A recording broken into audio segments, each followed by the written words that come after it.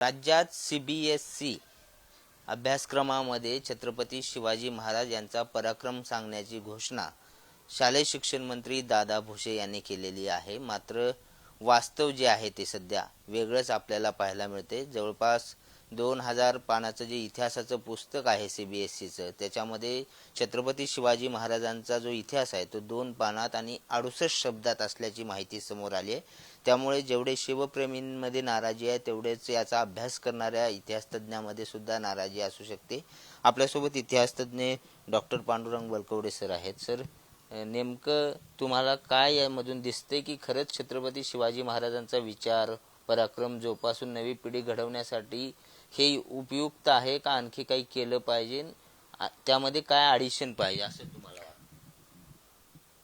आज मला आपल्याच माध्यमातून ही गोष्ट समजली की CBSE बोर्डाचा जो अभ्यासक्रम आहे इतिहासाचा, इयत्ता 4थी ते 12वी, एकूण 4थी ते 12वी 2200 पानांचा एकूण इतिहास आहे. या 2200 पानांच्या इतिहासामध्ये आपल्या शिक्षण मंत्री भिसेंनी जे काही घोषणा केली, भुसेंनी, की बाबा आम्ही शिवाजी महाराजांच्या इतिहासाची पुनर्रचना केली आहे. आणि आपल्या माध्यमातून असं समजतं की शिवाजी महाराज 64 शब्दांमध्ये आणि मराठ्यांच्या वाट्याला 2 पानं आलेली आहेत. खरं सांगायचं तर ही गोष्ट मला महाराष्ट्राच्या आणि मराठ्यांच्या इतिहासावर अन्याय करणारी आहे असं वाटतं. थोडंसं मी या विषयावर आणखी काही आपल्याला सांगू इच्छितो. 15 वर्षांपूर्वी, म्हणजे खरं सांगायचं तर CBSE बोर्डाचा अभ्यासक्रम साधारण 10 ते 15 वर्षासाठी असा त्याची रचना केली जाते. 2008 या वर्षी केंद्र सरकारने केंद्रीय मंत्री, सांस्कृतिक शिक्षण मंत्री अर्जुन सिंग यांच्या नेतृत्वाखाली CBSE बोर्डाच्या अभ्यासक्रमाची पुनर्रचना केली. दुर्दैवाने या अभ्यासक्रमामध्ये शिवाजी महाराजांच्या आणि मराठ्यांच्या एकूण इतिहासावर प्रचंड अन्याय झाला. एवढंच नव्हे तर महाराष्ट्राच्या इतिहासावर अन्याय झाला. ज्या महाराष्ट्रातल्या महापुरुषांनी देशाला एक नवा विचार दिला, एक नवी दिशा दिली, मग ते छत्रपती शिवाजी महाराज, संभाजी महाराज, आणि त्यानंतर 16वे शतक हे शिवाजी महाराजांचं आहे आणि 17वे शतक हे मराठ्यांनी अटकपासून कटकपर्यंत साम्राज्य निर्माण केलं. नुसतं साम्राज्यच निर्माण केलं नाही तर ज्यावेळेस परकीयांची आक्रमणं सुरू झाली, नादिरशाह, अब्दाली, तर त्या अब्दालीवर विजयी मिळवला पहिल्यांदा. आणि शेवटचा जो 14 जानेवारी 1761च्या युद्धामध्ये 1 लाख मराठ्यांनी आपलं बलिदान देऊन देशाचं रक्षण केलं. युद्धात जरी अब्दालीचा विजय झाला, परंतु अब्दालीचं जे ध्येय होतं हिंदुस्थान जिंकून हिंदुस्थानावर आपलं राज्य स्थापित करायचं, ते त्याचं ध्येय धुळीला मिळालं. त्याचं अतोनात नुकसान झालं. या उलट मराठे फक्त 10 वर्षात दिल्लीत गेले आणि पुन्हा त्यांनी 32 वर्ष दिल्लीचा कारभार केला. महादजी शिंदे, तुकोजी होळकर, विसाजी पंत गिनीवाले, रामचंद्र कानडे यांनी माधवरावांच्या नेतृत्वाखाली 12 फेब्रुवारी 1771ला दिल्ली पुन्हा जिंकली. ते 7 सप्टेंबर 1803 पर्यंत दिल्लीचं रक्षण मराठ्यांनी केलं. इंग्रजांनी जनरल लेकच्या नेतृत्वाखाली ज्यावेळेस दिल्लीवर आक्रमण केलं त्यावेळेस एकही मुघल सैनिक दिल्लीच्या रक्षणासाठी आला नाही. फक्त मराठेच लढत राहिले. म्हणून नोएडा रेसकोर्स जिथं हे युद्ध झालं त्या युद्धभूमीवर ब्रिटिशांनी त्यांच्या युद्धाचा विजयस्तंभ आज उभा केलेला आहे. आणि त्यामध्ये ते मराठ्यांशी आपला कसा घनघोर युद्ध झालं मराठ्यांचं हे तिथं लिहून ठेवलेलं आहे. असा हा मराठ्यांचा गौरवशाली इतिहास आहे. शिवाजी महाराजांनी हिंदवी स्वराज्य निर्माण केलं. ह्या देशात प्रस्थापित असलेल्या अन्यायी, अत्याचारी, परकीय धर्मांध शक्तीशी संघर्ष करून या राष्ट्राचं, समाजाचं आणि आपल्या संस्कृतीचं रक्षण केलेलं आहे. एवढंच नव्हे तर त्यांनी सुराज्य निर्माण केलं, एक लोककल्याणकारी राज्य, की कुठल्याही जाती पंथ धर्माच्या लोकांना सुखी करणारं राज्य 350 वर्षांपूर्वी निर्माण करणारे छत्रपती शिवाजी महाराज हे फक्त महाराष्ट्रासाठी नाही, अवघ्या देशासाठी प्रेरणास्थान आहे, आदर्श आहेत. नुसतं देशासाठी नाही, मी याही पुढं जाईल, जगामध्ये जिथे जिथे लोकशाही राष्ट्र आहे त्या प्रत्येक लोकशाही राष्ट्राला आदर्श वाटावं असं राज्य 350 वर्षांपूर्वी शिवाजी महाराजांनी निर्माण केलं. आणि त्यांचा तो गौरवशाली इतिहास भारताच्या उद्याच्या पिढीसमोर आपण योग्यरित्या मांडून त्यांना एक आदर्शवाद दाखवला पाहिजे की ज्याच्यातून देशभक्तीची भावना निर्माण होईल. यासाठी इतिहास शिकवला जातो. परंतु दुर्दैवाने आपण जे काही सांगता आहात मला, त्या छत्रपती शिवाजी महाराजांच्या इतिहासाला न्याय दिला जात नाही. आपल्याला आश्चर्य वाटेल की ज्यावेळेस आम्ही 15 वर्षापूर्वी महाराष्ट्रातले थोर विचारवंत सदानंद मोरे, मी स्वतः, त्यानंतर इतिहास संशोधक निनाद बेडेकर, पुणे विद्यापीठाच्या इतिहास विभागाच्या प्रमुख डॉक्टर सुमित्रा कुलकर्णी, डॉक्टर रेखा रानडे आणि अभय टिळक अशा महाराष्ट्रातल्या विचारवंतांनी या गोष्टीवर, म्हणजे ज्यावेळेस काँग्रेसच्या काळामध्ये जो काही मराठ्यांच्या इतिहासावर अन्याय झाला त्याला कुठेतरी त्याला विरोध केला पाहिजे आणि मराठ्यांच्या इतिहासाला, शिवाजी महाराजांच्या इतिहासाला न्याय दिला जावा पाहिजे, या दृष्टिकोनातून आम्ही 3 परिषदा घेतल्या होत्या.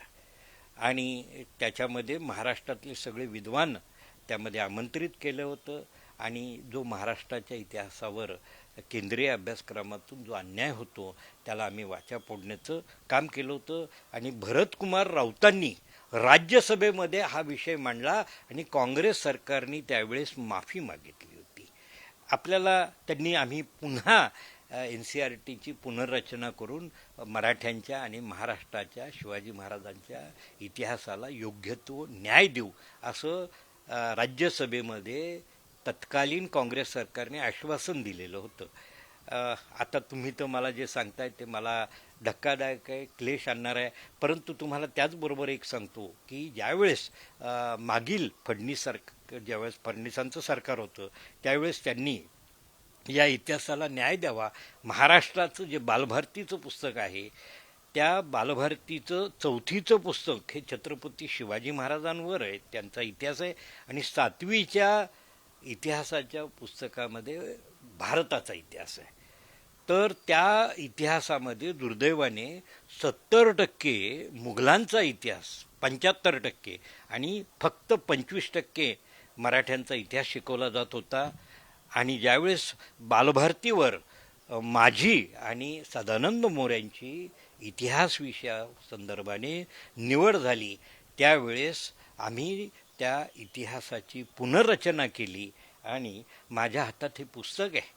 मी आणि सदानंद मोरे यांनी या 7वीच्या पुस्तकाची पुनर्रचना केली आणि यामध्ये 70% मराठ्यांचा इतिहास मांडला आणि 30% मुघलांचा इतिहास सामावून टाकला. सर, हा जो वाद आहे हा वाद जुनाच आहे. म्हणजे तुम्ही म्हणलं तसं काँग्रेस सरकारच्या कार्यालयातला आहे. एकीकडं मराठी भाषा, मराठी शाळा यामध्ये हा वाद होता. मात्र आता CBSE मध्ये सुद्धा हा वाद आहे आणि तोच पॅटर्न जो आहे तो मराठी शाळेच्या मुलांना लागू करायचा आहे.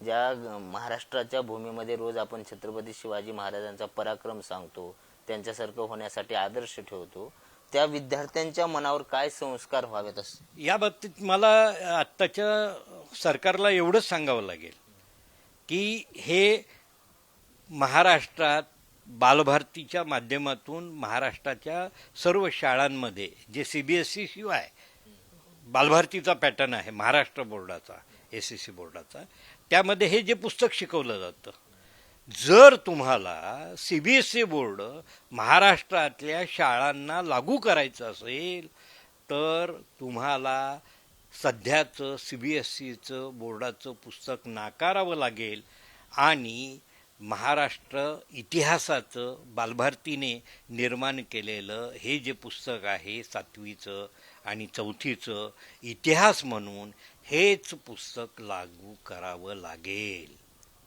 जर तुम्ही CBSE बोर्डाचं पुस्तक आमच्या महाराष्ट्रातल्या विद्यार्थ्यांवर लादणार असेल तर आम्ही सगळे एकत्र येऊन या गोष्टीचा तीव्र निषेध करू.